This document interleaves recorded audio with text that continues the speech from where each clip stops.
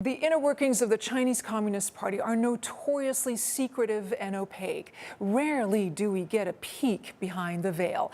And today was one of those historic moments. As expected, leader Xi Jinping was named to a third term as General Secretary of the party, the highest and most powerful office.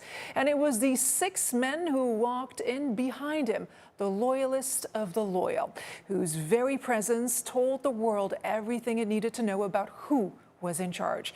And the global consequences could be serious. That's why governments everywhere, especially Taiwan and its allies, watch this carefully staged event with grave interest.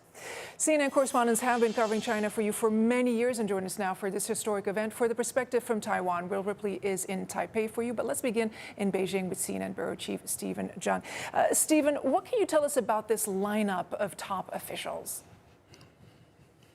Well, Leila, in short, now it's all Xi's men. You know, before we went into this party congress, there had been a lot of speculation that this would be a norms-busting party congress, but we were just not sure to what degree. And now this lineup really is the latest and the most powerful proof that Xi Jinping holds absolute power over this party of 96 million members, but by extension, this nation of 1.4 billion people, because by staying on for another 5-year term and potentially ruling China for life, he really has busted all the norms and convention and things we thought that had been institutionalized in the Chinese party power structure in terms of leadership succession plan and promotion of officials, age limits, term limits, collective leadership, power sharing, meritocracy, they're all gone.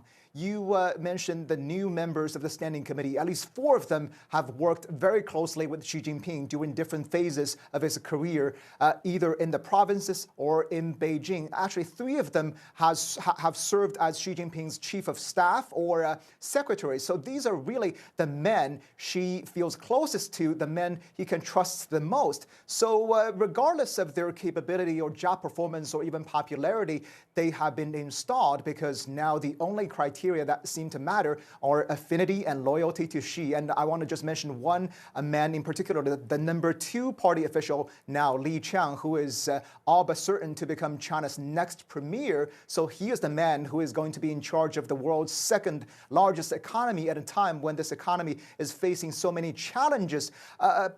Partly because of his boss's zero COVID policy, but he is also the man who became extremely unpopular as the Shanghai party chief because of the government mishandling during that city's brutal 2-month COVID lockdown from April to June. But it seems it doesn't matter. He's now the man standing behind Xi Jinping when they all walk out today. Leila. All right, Will Ripley, in Taiwan, what has been the reaction from Taipei to Mr. Xi's historic third term? Well, in a way, Leila, it is just kind of the same boilerplate language that we've been hearing for years and that the Taiwan leadership has been responding to for years, saying things like Beijing must abandon these acts of coercion and aggression, that their Taiwan policy doesn't have any new line of thinking. That's from the Mainland Affairs Council here in Taipei.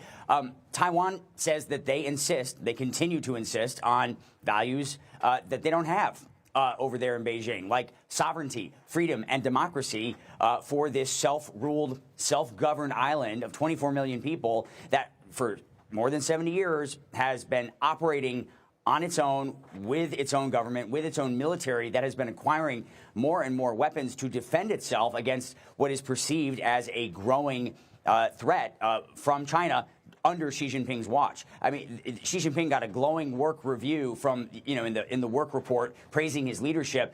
They would give a very different review here in Taiwan when you have seen in recent years, especially the number of military incursions into the Taiwan self-declared air defense identification zone, whether it be planes, drones, and then of course those unprecedented military drills that encircled Taiwan after the U.S. House Speaker Nancy Pelosi visited here and drew a very, very sharp response from Beijing. Beijing essentially pulling the trigger on a plan that probably had been in place for quite some time to step up military exercises near Taiwan, to fly more military aircraft near this island and gather surveillance and intelligence for what a lot of analysts believe is an inevitable move to try to take control of this island, because the Beijing's communist rulers and everyone, since Mao has said that Taiwan is a part of China.